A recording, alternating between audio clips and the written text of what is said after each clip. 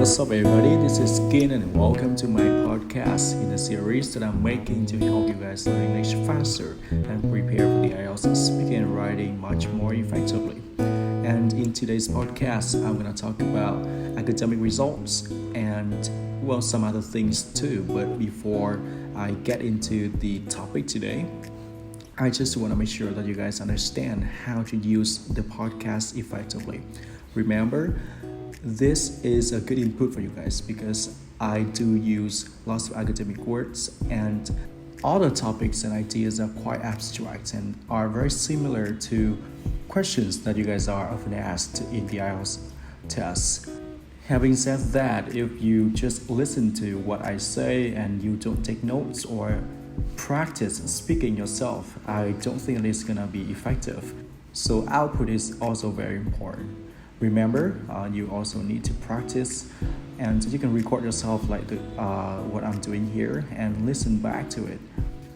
Well, if you guys are fortunate enough to have a speaking partner or a teacher, just make sure that you guys spend some time talking about these ideas and topics with your friends or your teachers. It is going to be more effective, and it's a perfect way to practice because you can receive feedback from your friends and teachers, and you can learn from your mistakes. So let's move on and talk about our topics today. The first topic being whether good students or only elite students, only best students should be rewarded at school for their outstanding performance. What do you think about this initiative? Do you think that it is a good strategy to help all students to be more diligent in their studies? Alright, so as always, I'm going to talk about this topic or this particular question in different angles so that you guys have more ideas when it comes to yourself talking or answering questions in a test room. On the one hand, supporters of this initiative do have some good points. Firstly, they may say that elite students do deserve all the praises and privileges and rewards because they have applied themselves diligently to their studies. But there's a flaw in their argument because the aim of rewarding certain individuals is to encourage them and other students to study more diligently. And since there's only a small number of smart students who can top the exam and receive rewards as a result, chances are that other students may feel like demotivated and really overwhelmed because they are prone to very negative thoughts where they think that no matter how hard they tried, rewards just don't belong to them because they are never going to be as good as those elite students. And this even hurts their self-esteem. So all in all, rewarding individuals who excel at school seem to be fair to the effort that they have put into their work, but it can potentially be really counterproductive. So a better idea or a better scheme is to reward students who show improvements, because this way schools can incentivize all students to be more diligent in their studies. And this form of encouragement shows students that no matter how good they are doing, they just need to be better and they need to constantly improve themselves.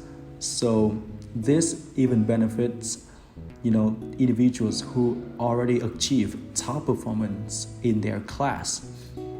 So an increase in the number of individuals who have this very positive mindset can for sure improve the levels of productivity of the workforce of a company or of a country as a whole. And this acts as a precursor to propelling or bolstering economic growth. So I think this is the perfect way to help everyone make progress and, you know, have the incentive to improve themselves constantly. And I do think that parents should also adopt this strategy to teach their kids and encourage them to be, the best version of themselves. If parents are just so fixated on like whether their kids are topping the class or not, this, adds a tremendous amount of pressure on them.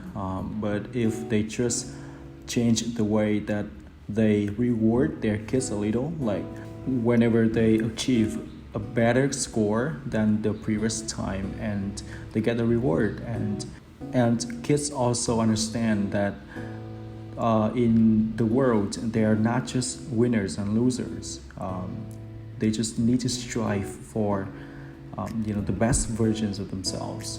Like they just need to be the best of themselves, and they just need to work the hardest that they can, and the result should be appreciated, even though they may try and fail.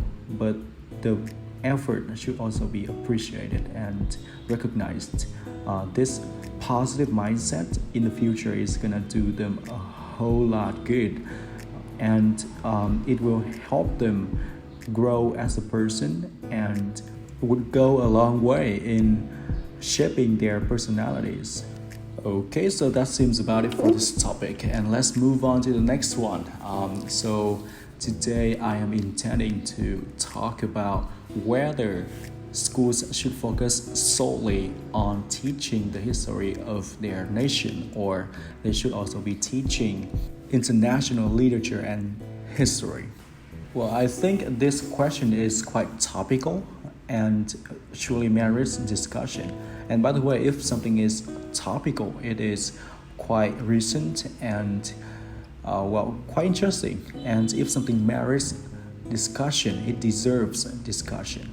Because if I am a parent, if I become a parent, I would also care about this, because I don't want my kids to study things that are not helpful.